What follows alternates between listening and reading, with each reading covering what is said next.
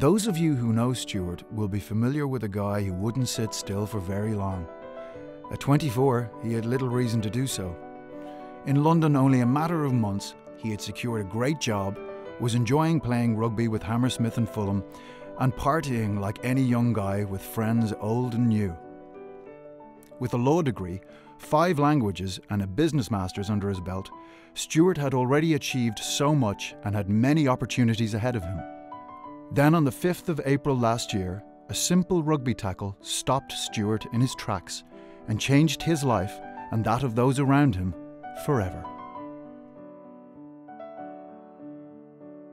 I do remember being on the pitch. The moment it happened, there was a ruck about 10 metres forward to my right. One of our guys had taken the ball on and we were attacking their 22, and he was tackled by 2 guys and he was being turned over, the ball was being turned over, so I went in to clear out the ruck. Whatever angle I went in at, I just heard crack, and then shortly afterwards I remember lying down with someone holding my head straight, about 5 or 6 people looking down on top of me, calling my name, and then I remember just going black. That was it. The severity of Stuart's injury was quickly apparent, and it became clear over the following weeks that the recovery initially hoped for would be minimal.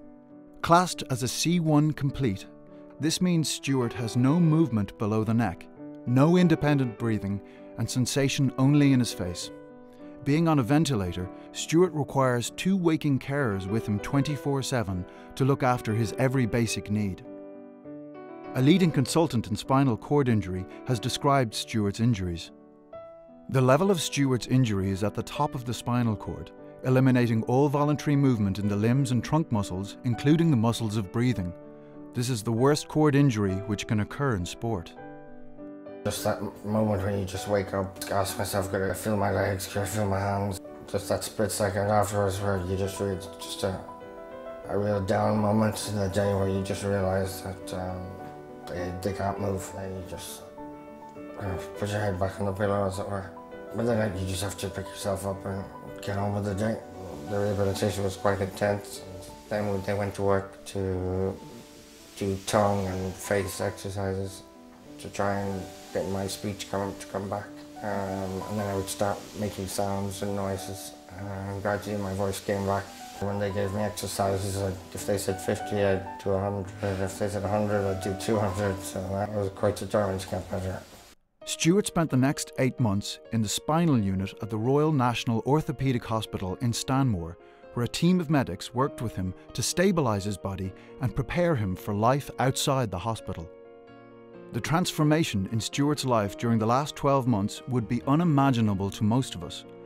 But one thing that has not changed is Stuart's determination to lead a fulfilling and active life, and with the help of those around him, many things are possible.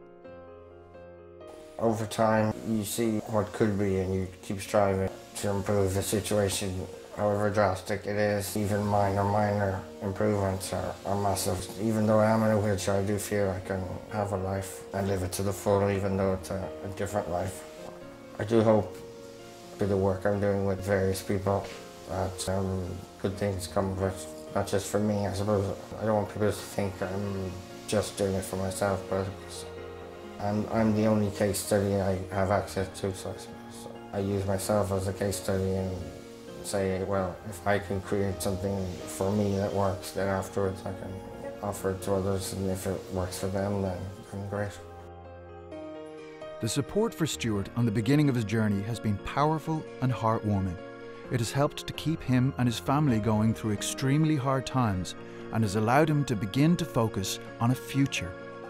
So many wonderful people have stood up to his aid, some trusted friends, others completely unknown to him until the accident. Stuart's care will cost many millions over his lifetime, and quite simply, his future is in all our hands.